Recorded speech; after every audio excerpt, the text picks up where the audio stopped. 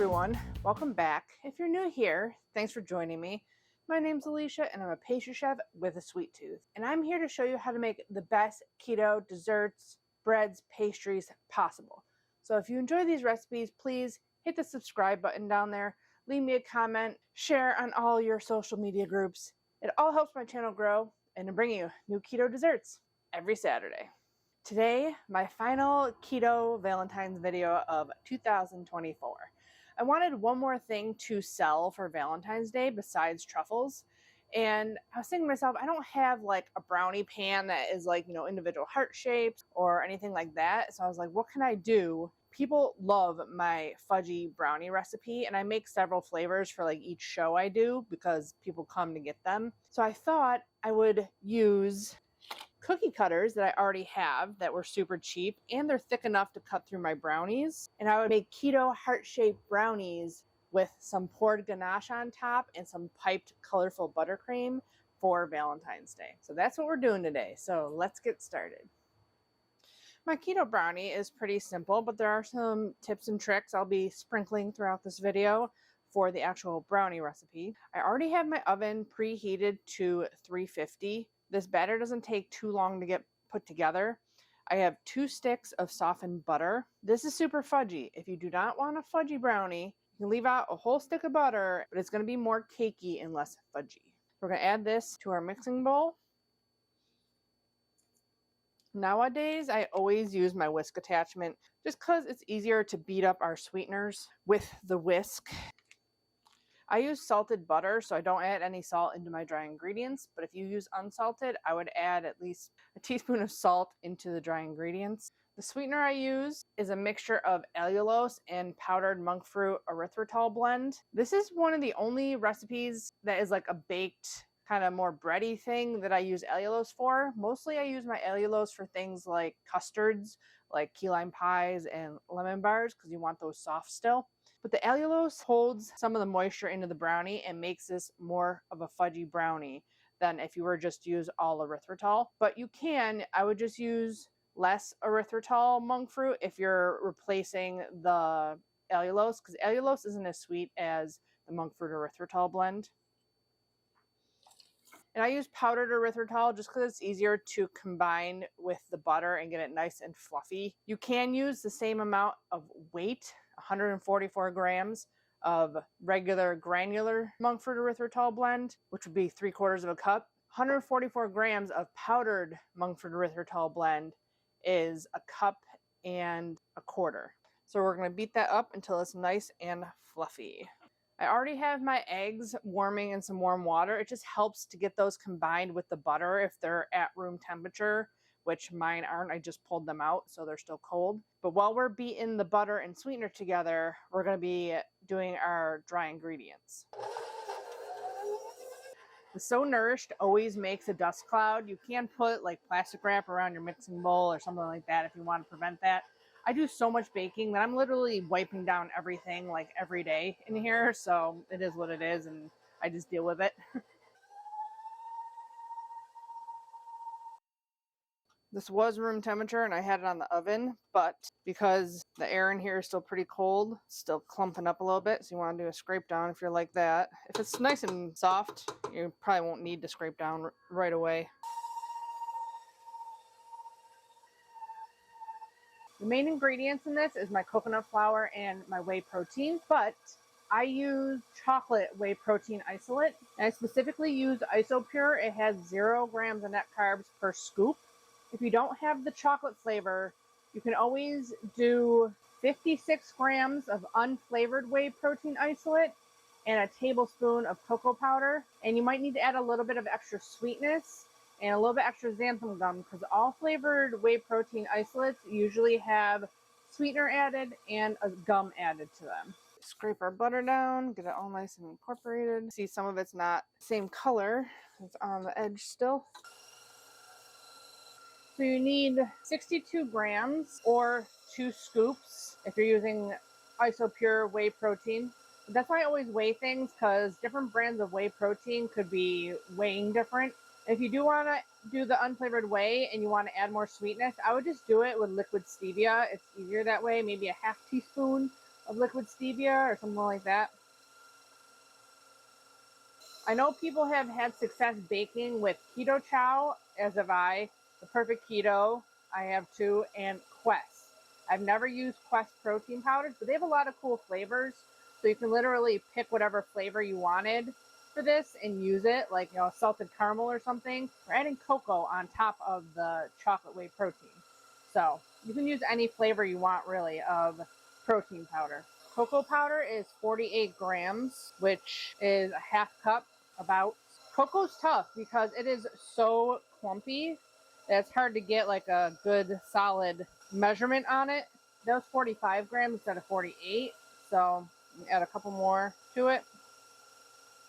There you go. Sift that. Unless you have a bigger sifter, then you can sift all of it at once, but I'm using a tiny one today. Oh, one guy got away. Our butter is getting whipped good, but as you can see, there's some butter that isn't. See, there's completely different color difference. This is basically just, it's aerating the butter, but it's also dissolving our sweetener really good. And that usually cuts down on the erythritol taste of our baked goods, or the cooling effect that some people can detect. It's a little while longer, then we're going to add our eggs and vanilla extract to that. Then the last major ingredient is coconut flour. If you want to do almond, you got to do 3 times as much. So 90 grams. I'm only doing 30, which should be a quarter cup. And then just to add some gluten structure into this baked good, we need xanthan gum. Now, I bought a new brand of xanthan gum, micro ingredients, which I've been using a lot of their products lately because they seem to have the best price, but it's not quite as strong as the Great Value brand I bought, which is like 3 times as much strength, but it still seems to be stronger than the original xanthan gum I had. But there's normally 1.5 teaspoons of xanthan gum in my brownies. I'm using the really strong 3 times the strength xanthan gum, so I'm only doing 1/2 teaspoon.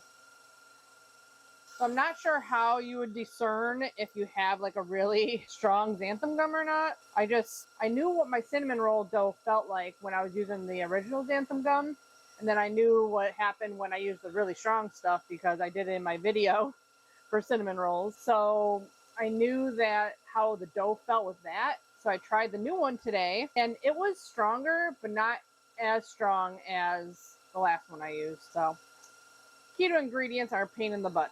That's for sure. You got to give us a good whisk so all that xanthan gum is incorporated. And that's it for our dry ingredients. I am adding some Lily's chocolate. This is only 1 carb per ounce, so I'm only adding 2 ounces. Which even with the 2 ounces of chopped chocolate, it's still only 1 gram of net carbs for 1/12 of my brownie recipe. But we are adding ganache on top, so that will probably add enough to make it 2 carbs per brownie. Now that it's all nice and fluffy, we're going to add in our eggs one at a time. Always crack your eggs into something else, not directly into the batter. You want to make sure there's no shells, or if you get an egg that has like a bloody spot in it or something like that that you don't want to use, it helps not ruin your entire batch. Especially our ingredients are way more expensive than sugar and bleach flour. Sure you scrape down. I don't know if this bowl is just like too big for this whisk or something, but I don't get all my ingredients incorporated easily. I'm gonna add in vanilla extract. I don't usually measure. 1.5 teaspoons is what I have down in the recipe. Last of this incorporated here. Egg all up on top here. You dump all your dry ingredients in. Whip it up. You're gonna have to mix this by hand afterwards probably because it does get really thick and doesn't get down to the bottom of the bowl.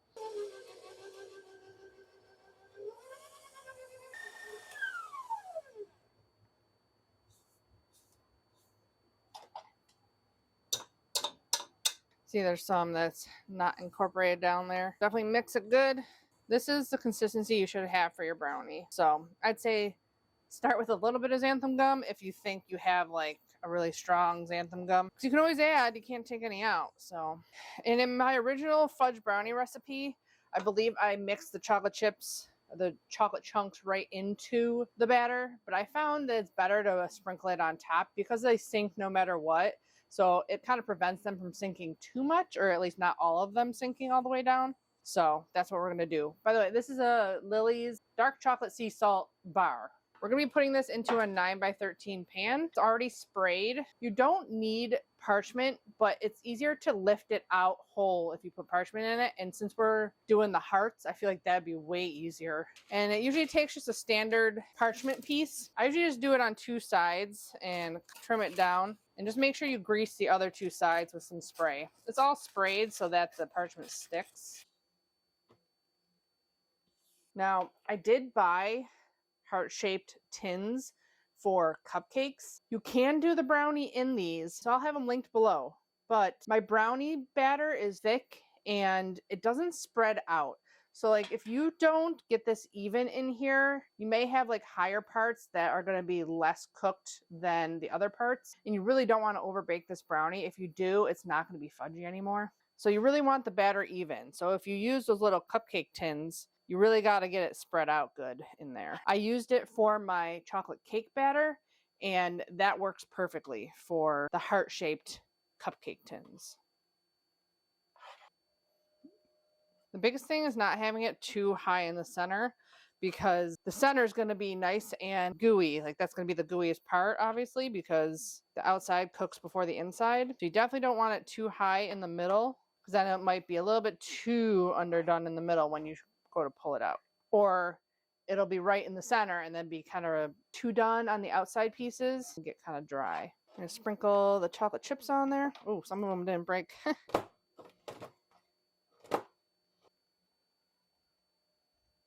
Kind of like using the bars because you get all the little flecks of pieces too, and the big chunkers. Push them down a tiny bit.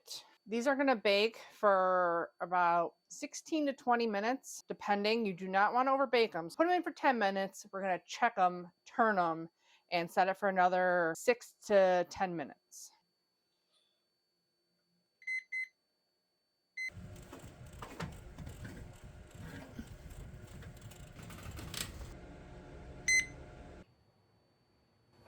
Okay, this is 18 minutes, and I am going to pull that. Still like really soft, but it's no longer jiggly or anything, so should be done. So we're gonna let this cool almost completely before we get it out of the pan. Okay, it's time to get these out of the pan and get them cut into heart shapes. This is gonna be a trial and error because I've never done this before, so we're gonna see how many we can get out of this and what cutter we're going to use. This is the container that I need them to fit in. So it's going to matter more to me than to you what size they are, because I need them to fit in my packaging, obviously. So you can do whatever size hearts you want. They're super soft. They're still like warm. So this is the one I'm thinking, because this one is a little bit too big for here. I'm thinking I'm only going to get 8 if I use that. So we'll do this guy. Came out nice. So you see, I don't think I got my batter quite even. Now, it would be smarter to go this way. Go there to there. I might only be able to get 11 out of here. Give it a little wiggle, that way you don't smush it too much. That'll work. That one's nice. Nice, thick, fudgy, soft brownie. So I'll probably eat this one that has like that edge there, and I won't use the edge on all of these. Do a little shimmy, shimmy, shimmy. Don't throw out your scraps either, because you can just layer that with like some keto whipped cream or put it in a Ziploc and freeze it, and next time you have ice cream, pull that out, microwave it, throw ice cream on top. Never waste. Ingredients are too expensive. Looking good.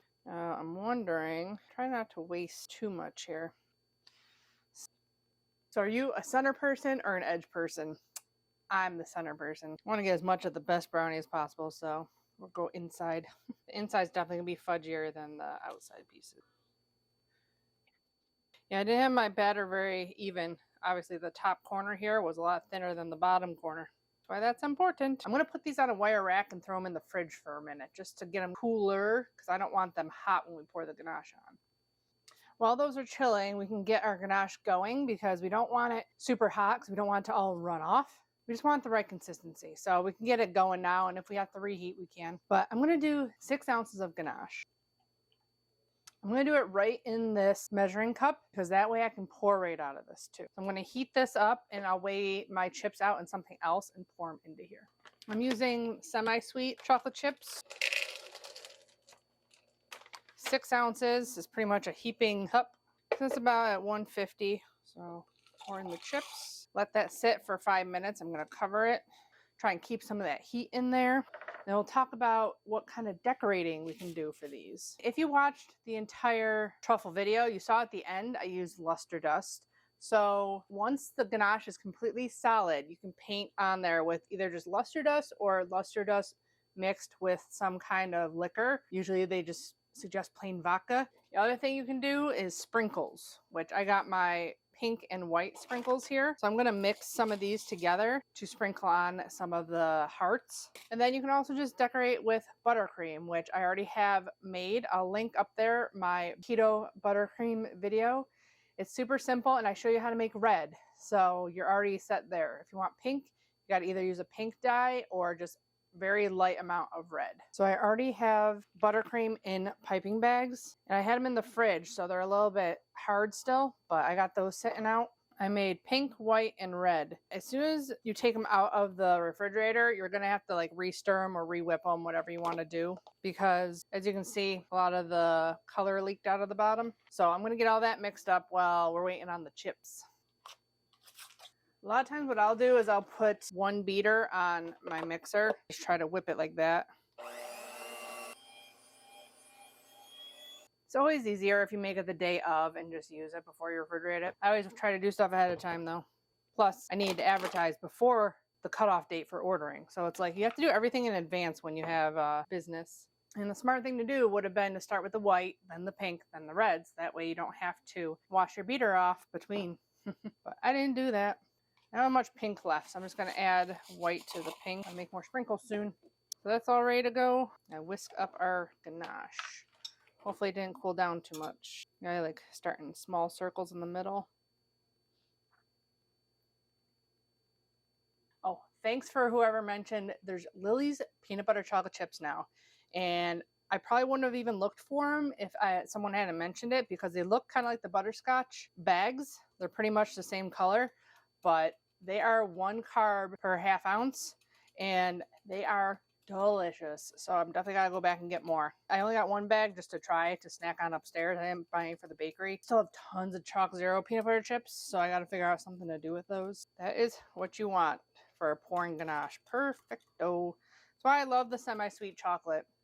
It looks like most of the chips are melted. I just have to blast it for a couple of seconds to get those last couple of chips. So this is only at 84 degrees, so I am going to nuke it a tiny bit, but that's the perfect consistency to like pour onto something that you want to cover in ganache. There's only 10 seconds and I think we are good. See any more chips at 50% power, so we are good. Yeah, we're at 93. So now we want it to cool down a little bit. That's a little bit thin. This would be perfect for a full cake because you don't want it super thick, but because we're covering just like a tiny one, you don't want it super thin because it'll just run right off the edges and you don't want that.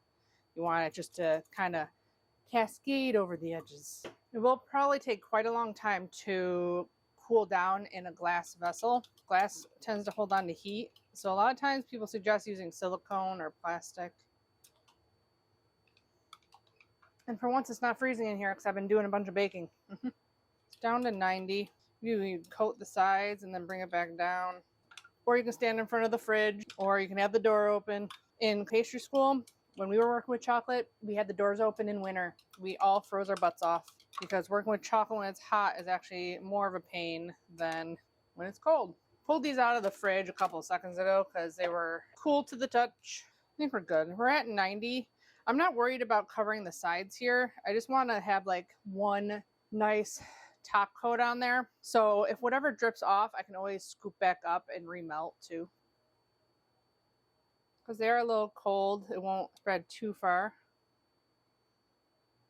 But once it solidifies, you don't want to touch it anymore. So do a little shake, shake, shake. Get it nice and even. So if it starts setting up and you can't get it over the side and you want it over the side, just go along the edges.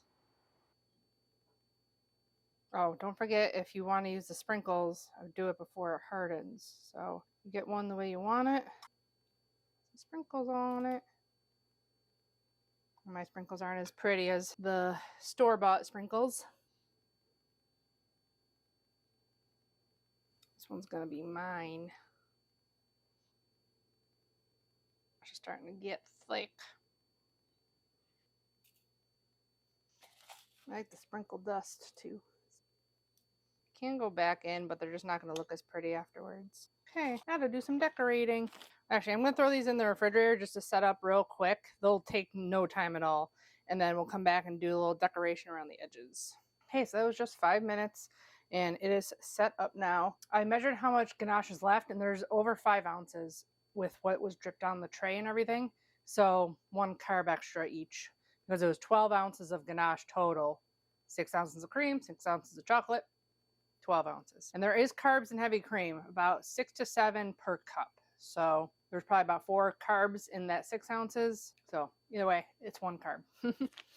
Now I put white and pink in here so that it would be a pretty like edge for it. Oh, I had an air pocket in there apparently. And do a little border like that, or do border like that. Pretty. I got my red here. This buttercream is not going to harden on here. I have been working on a hardening buttercream. We just got to add like some kind of stiffener to it. I've tried a couple different ones. I just haven't gotten the measurements right yet to get it to actually crust over.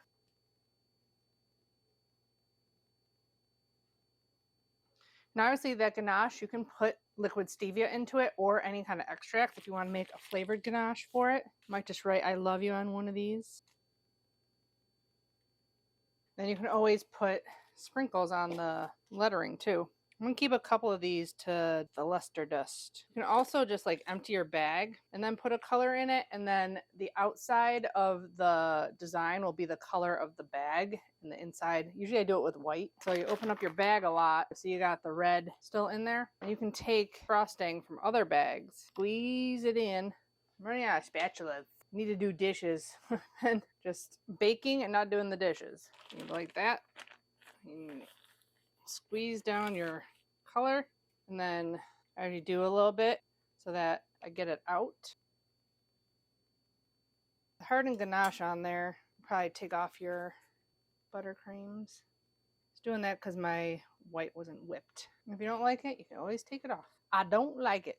It's also easier to take off when it hardens, so you can always throw this back in the fridge, and then as soon as it's hardened, it'll come right off. Do it a little bit better. I also have a big tip on one of them. I also just do another heart like that. Now I got red and pink. Put some white in here. Do some white too. That one's gonna be mine anyways. That's why I did it on that one first. I think I like that one the best. Just put more pink and white in. So if I'm filling a new bag, I just try to put one on one side and then one on the other, and I put them both down at the same time, or try to anyways. White and pink is the prettiest, I think. So I can always, because I kind of messed up this ganache too, so I can always do another heart inside a heart. White isn't quite as soft as the pink, so you need them kind of the same consistency. There we go. That's pretty.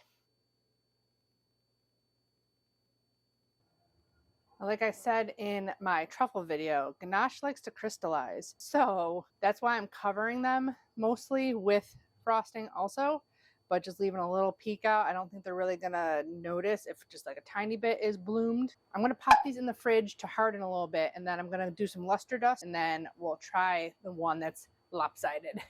Okay, our brownie should be set. This ganache already set. So don't forget that you can whip this up and pipe whipped ganache frosting on your brownies if you don't want to do the buttercream frosting. Yeah, and you see it already bloomed. So we're going to do a little bit of the luster dust. Be linked below.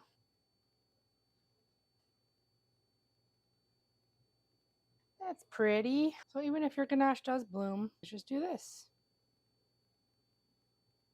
I like it. I have a smaller one. Buttercream's hard now, so you don't have to really worry too much. I like it. You can do different colors too. I got sparkle pink and light pink. I haven't used the sparkle pink. That one was red. You know, it kind of looks just like hot pink. I also have a burgundy. I did use all these. Not many people watched it. My wedding cake videos, when I was trying to figure out what I wanted to decorate my wedding cake as, ended up not turning out at all how I imagined. But so I had that whole cracking ganache problem, and I ended up having to redo the whole thing pretty much. It was a mess. Yeah, this doesn't seem that different. I think it's a little bit lighter than the red.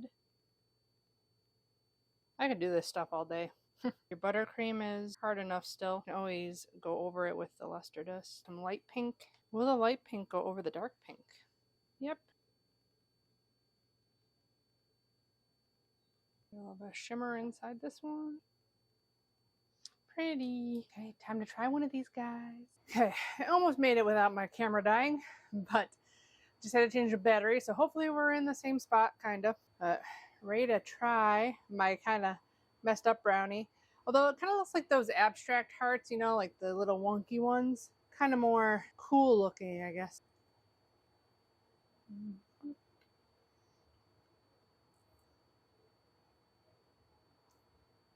Brownie is so good.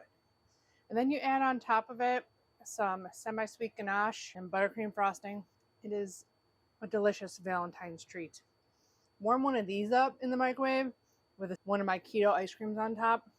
It would be my heaven for sure. It'd be hard not to eat this whole thing.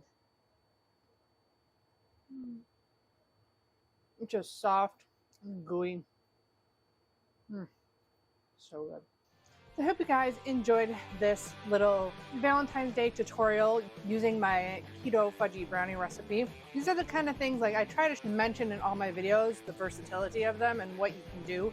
Literally swap out the chips and make different flavored brownies and stuff like that. Take your ganache, you can spread it on, you can whip it up. There's so many things, and that's why I want to teach you the basics so that you can go and do whatever you want and make your own keto creations. So comment below if you have doctored up my fudgy brownie recipe. Commenting really does help, so I appreciate all you who comment. Don't forget to check out my Amazon links and the blog link to the full recipe in the description box below. Give the video a thumbs up if you enjoyed it. Thank you for subscribing. Subscribe if you haven't already. And as always, I'll be back with more keto dessert recipes. Bye guys.